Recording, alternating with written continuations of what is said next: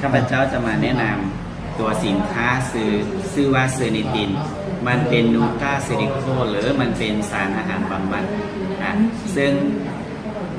มีต้นกำเนิดอยู่ประเทศสวีเดนแล้วก็นำมาผลิตอยู่ที่โรงงานการวินิจ LC อยู่ที่ประเทศสหรัฐอเมริกาซึ่งมีการจำหน่ายมาได้50 กว่าปีใน50 กว่าประเทศใน6 ทวีปทั่วโลกแต่ส่วนหลายเขาเจ้าจะเอาไปบรรจุเป็นแคปซูลหรือเป็นเม็ดอยู่ในถุงแต่สำหรับประเทศไทยหรือประเทศเพื่อนบ้านซึ่งประธานและรองประธานของพวกเราเห็นว่าตัวสินค้าเซอร์นิตินนี้มันมีสรรพคุณที่มันนอกเหนือกว่าคำว่าอาหารเสริมเพิ่นก็เลยจดมาเป็นอาหารเสริมหรือมาเป็นธุรกิจอยู่ประเทศไทยได้19 ปีนี้มันสุดยอดอีหลีซึ่งมื้อนี้เป็นโอกาสดีข้าพเจ้าจะมาสาธิตให้ทุกท่านได้เห็นได้รู้ว่าเป็นอย่างสินค้าตัวนี้จึงสามารถมีคนที่รอดตายจากการที่เป็นมะเร็งหรือแคนเซอร์ระยะ 2 หรือระยะ 3เดี๋ยวพวกเรามาเบิ่งนำกันสมมติอันนี้คือร่างกายของคนเราส่วนที่เรายังบ่เป็นพยาธิหรือเรายังบ่มีปัญหาเรื่องสุขภาพมันจะใสแบบนี้ใสแบบนี้แต่ข้าพเจ้ามั่นใจได้เลยว่าทุกมื้อนี้อาหารการกินล้วนแล้วแต่มีสารเคมีสารเพื่อนหลายๆอย่างอยู่ในนั้นยกตัวอย่างอันนี้เป็นยาล้างบาดแผลเตโตดินอันนี้เป็นสารเคมีชนิดหนึ่งที่สมมติว่าอันนี้เป็นร่างกายของคนเราแล้วนี่เป็นสารเคมีเมื่อในพวกเราบริโภคอาหารหรือกินข้าวมื้อละ3 คาบมันจะมีสารเคมีนับสะสมเพิ่มขึ้นเป็นอย่างทุกมื้อนี้โรคเสื่อมหรือโรค NCD มันจึงมีหลายเพราะอาหารการกินนั่นแหละเป็นตัวรักโดยเฉพาะพวกอาหารทะเลนี่แห้งมีผลสะท้อนหลายเมื่อพวกเราสะสมแต่ละมื้อแต่ละวันมันเป็นแบบนี้จึงพาให้พวกเรามีอาการเจ็บอ่อนแอดหรือมีปัญหาเรื่องสุขภาพ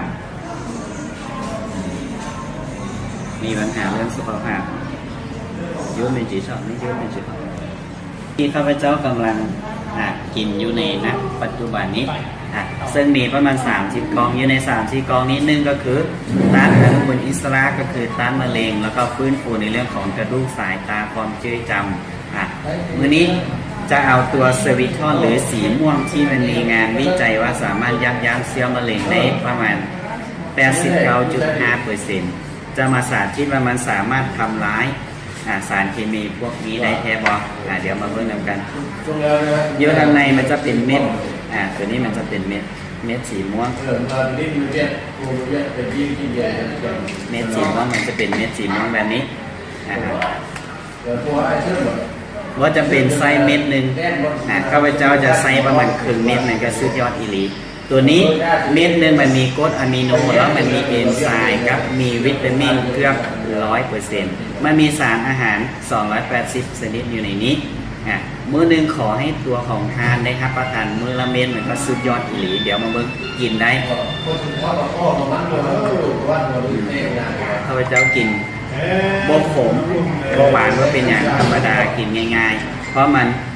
มีส่วนประกอบจากละอองแกสซอนในตัวคูเท่านั้นเดี๋ยวพวกเรามาคนให้มันมูนก่อน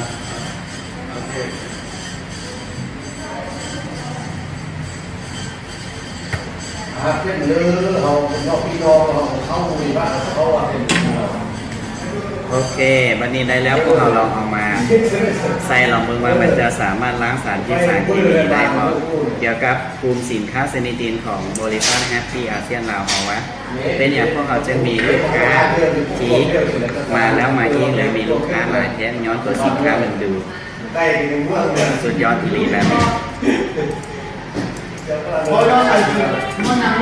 นี่ขนาดไซส์น้อยเดียวนึงเลยไซส์เนื้อเดียวพวกเรามาเปิดโอ้อีหลีสุดยอดอีหลี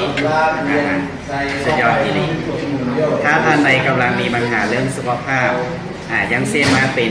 กระเพาะมีปัญหาเรื่องกระเพาะหรือทางเดินอาหารสายตาความจำความจำหรือไขมันมีเส้นเลือดหรือ